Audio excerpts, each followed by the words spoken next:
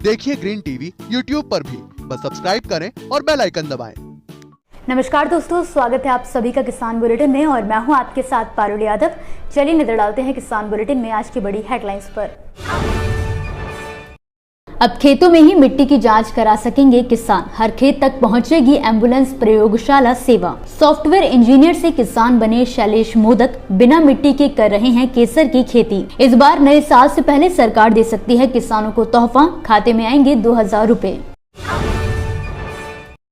खेती की शुरुआत से पहले मिट्टी की जांच कितनी जरूरी है, इस बात को समझते हुए हाल ही में मध्य प्रदेश सरकार द्वारा एक नई योजना को शुरू किए जाने का फैसला लिया गया है। बता दें कि जल्द ही प्रदेश सरकार राज्य में हर खेत मिट्टी परीक्षण एम्बुलेंस प्रयोगशाला सेवा शुरू करने जा रही है। मध्य प्रदेश के किसान कल्याण एवं कृषि विकास मंत्री कमल पटेल द्वारा ये जानकारी भोपाल में किसान उत्पादक संगठनों यानी कि FPO की एक दिवसीय कार्यशाला को संबोधित करने के दौरान दी गई है।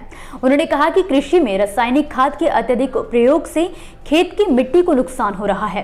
राज्य सरकार ने इसे रोकने के लिए हर खेत मिट्टी परीक्षण एम्बुलेंस प्रयोगशाला सेवा शुरू करने का फैसला लिया है। खेत एम्बुलेंस में कृषि वैज्ञानिकों के साथ कृषि अधिकारियों की टीम भी रहेगी, जो किसानों के खेत में पहुंचकर ऑन स्पॉट ये बताएगी कि खेत की मिट्टी में कितना रासायनिक खाद उपयोग करना है और कितना नहीं करना है। गौरतलब है कि जहां वर्ष 2019 से 20 में केंद्र सरकार 71,000 करोड़ रुपए की सब्सिडी देती थी, अब ये बढ़कर 2.25 लाख करोड़ रुपए हो गई है। पहले DAP की बोरी 1900 रुपए में मिलती थी, जिसमें किसान को 700 रुपए की सब्सिडी मिल रही थी। वहीं अब DAP 3900 रुपए प्रति बोरी है, जिसमें सरकार 2700 रुपए सब्सिडी दे रही है। खेती मिट्टी में होती है ये बात आम है, मगर नई नई तकनीकों के साथ अब किसान खेती में तरह तरह के प्रयोग करने में लगे हैं। इन्हीं प्रयोगों में शामिल है महाराष्ट्र के पुणे जिले के रहने वाले प्रगतिशील किसान व सॉफ्टवेयर इंजीनियर शैलेश मोदक का नया प्रयोग, जिसके तहत उन्होंने केसर का उत्पादन किया है और वो भी बिना मिट्टी के। जाहिर है कि केसर की खेती आमतौर पर कश्मीर में की जाती है, मगर शैलेश ने ये कमाल पुणे में कर दिखाया है। खास बात तो ये है कि शैलेश इसे कंटेनर में उगा रहे हैं। दरअसल सॉफ्टवेयर इंजीनियर से किसान बने पुणे के शैलेश मोदक केसर की खेती के लिए हाइड्रोपोनिक तरीका अपना रहे हैं। वो केसर की खेती के लिए शिपिंग कंटेनर का इस्तेमाल करते हैं। शैलेश बताते हैं कि उन्होंने इसकी खेती के लिए एक बार 10 लाख रुपए का निवेश किया था, जिसकी पहली ही फसल से उन्हें 5 लाख रुपए का फायदा हुआ है। बता दें कि आधे एकड़ खेत में जितनी केसर की खेती होती है, शैलेश उतनी खेती 160 वर्ग फुट में कर रहे हैं। उन्होंने कंटेनर में ही फसल उगाने के लिए हाईटेक उपकरणों से माहौल बनाया। शैलेश ने कंप्यूटर साइंस में मास्टर्स की डिग्री हासिल कर कई बहुराष्ट्रीय कंपनियों के साथ सॉफ्टवेयर इंजीनियर के रूप में काम भी किया है, लेकिन अब वो 365D फार्म्स नाम से एक फार्मिंग स्टार्टअप चला रहे हैं। देश में किसानों की भूमिका काफी अहम है। ऐसे में केंद्र सरकार द्वारा भी कई योजनाओं के जरिए किसानों की आमदनी बढ़ाने पर काफी काम किया जा रहा है। इसी क्रम में किसानों के लिए सरकार की ओर से कई स्कीमें भी चलाई जा रही हैं और इसी कड़ी में अब बजट 2023 से पहले केंद्र सरकार किसानों को एक और तोहफा दे सकती है। दरअसल सरकार द्वारा जल्द ही देश के किसानों को PM किसान सम्मान निधि योजना के तहत 13वीं किश्त दी जाने वाली है और उम्मीद की जा रही है कि सरकार योजना के तहत 13वीं किश्त किसानों के खाते में नए साल पर डाल सकती है। आपको जानकारी के लिए बता दें कि अब तक केंद्र सरकार की ओर से कुल 12 किश्तें किसानों के बैंक खातों में जमा करवाई जा चुकी हैं। अब किसानों को इस स्कीम के तहत 13वीं किश्त का पैसे आने की उम्मीद है, जो कि जल्द ही केंद्र सरकार की ओर से भेजा जा सकता है। जानकारी के लिए बता दें कि केंद्र सरकार द्वारा चलाई जा रही PM किसान सम्मान निधि योजना के तहत किसानों को सालाना 6000 रुपए की राशि 3 किश्तों में भेजी जाती है, ताकि किसानों को आर्थिक मदद मिल सके। इस बीच ऐसी भी उम्मीदें हैं कि बजट 2023 में केंद्र सरकार द्वारा इस योजना के तहत मिलने वाली 6000 रुपए की राशि को 8000 रुपए किया जा सकता है। हालांकि इसको लेकर अभी तक कोई आधिकारिक पुष्टि नहीं की गई है। दोस्तों, ये थी वो खबरें जिन्हें हमने आप तक विस्तार से पहुंचाया, लेकिन अब हम बात करेंगे कुछ ऐसी खबरों की जिनके बारे में भी आपके पास जानकारी होना बेहद जरूरी है। तो चलिए फटाफट से एक नजर डालते हैं खेती किसानी और कृषि क्षेत्र से जुड़ी आज की छोटी बड़ी अपडेट्स पर।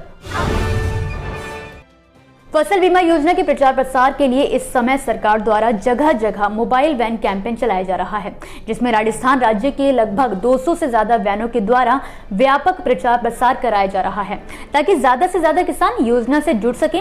इस मौके पर राजस्थान के कृषि मंत्री लालचंद कटारिया ने कहा है कि राज्य के नवाचारों का निरंतर प्रचार प्रसार एवं किसानों को समय पर बीमा क्लेम का भुगतान करने से प्रधानमंत्री फसल बीमा योजना की लोकप्रियता में निरंतर वृद्धि हुई है। महाराष्ट्र में किसानों की समस्या खत्म होने का नाम नहीं ले रही। कभी बेमौसम बारिश से फसल खराब हो जाती है तो कभी बाजार में उपज का सही दाम नहीं मिल पाता है। वहीं अब बदलते मौसम के कारण नागपुर जिले के संतरे के बागों पर कीटों का प्रकोप तेजी से बढ़ रहा है। इससे संतरे के बाग संकट में हैं। विशेषज्ञों द्वारा दी गई जानकारी के अनुसार नागपुर में लगभग 30 से 40% संतरे के बाग कीट और कोल्शी रोगों से प्रभावित हुए हैं। इस समय संतरा किसान संकट में है। किसानों का कहना है कि इससे उन्हें भारी नुकसान हो रहा है। अब जल्द ही यूपी के आलू का स्वाद नेपाल और संयुक्त अरब अमीरात के लोगों को भी मिल सकेगा। जी हां, दरअसल यूपी के उद्यान विभाग के निदेशक आर.के. तोमर को 170 लाख मीट्रिक टन से भी अधिक आलू की पैदावार होने की उम्मीद है, जिसके चलते ऐसा माना जा रहा है कि आलू की रिकॉर्ड पैदावार होने से उसे देश के अन्य राज्यों के साथ ही नेपाल समेत कई अन्य देशों को भी भेजा जा सकेगा और किसानों को उनके उगाए आलू की वाजिब कीमत भी मिल सकेगी। अगले साल दालों की कीमतें नियंत्रण में रखने के लिए सरकार 2 सूत्रीय योजना पर आगे बढ़ रही है। उपभोक्ता मामले के मंत्रालय ने गुरुवार को ही क्षेत्र के दिग्गज संगठनों से इस बारे में बात की है और संकेत दिया है कि सरकार घरेलू उत्पादन बढ़ाने और आयात को आसान बनाने पर फोकस कर रही है। वहीं मंत्रालय ने उम्मीद जताई है कि अगले साल सप्लाई की स्थिति और ज्यादा बेहतर हो जाएगी। पंजाब के किसान हिमाचल प्रदेश को छोड़कर उत्तर भारत के बाकी सभी राज्यों में कृषि भूमि खरीद सकते हैं। ये बात केंद्र सरकार की ओर से पंजाब सरकार द्वारा भेजे गए सवाल पर कही गई है। आपको बता दें कि हाल ही में पंजाब सरकार ने इस मुद्दे को जोनल मीटिंग के एजेंडे में शामिल करने के लिए भेजा था, जिस पर केंद्र सरकार की तरफ से स्पष्ट किया गया है कि राजस्थान में देश का कोई भी नागरिक कृषि भूमि खरीद सकता है। हालांकि हिमाचल में केवल हिमाचल के लोग ही कृषि भूमि खरीद सकते हैं। इसी के साथ आज के किसान बुलेटिन की बड़ी खबरों में फिलहाल के लिए बस इतना ही। आप मुझे दीजिए इजाजत और देखते रहिए ग्रीन टीवी। नमस्कार। देखिए ग्रीन टीवी यूट्यूब पर भी, बस सब्सक्राइब करें और बेल आइकन दबाएं।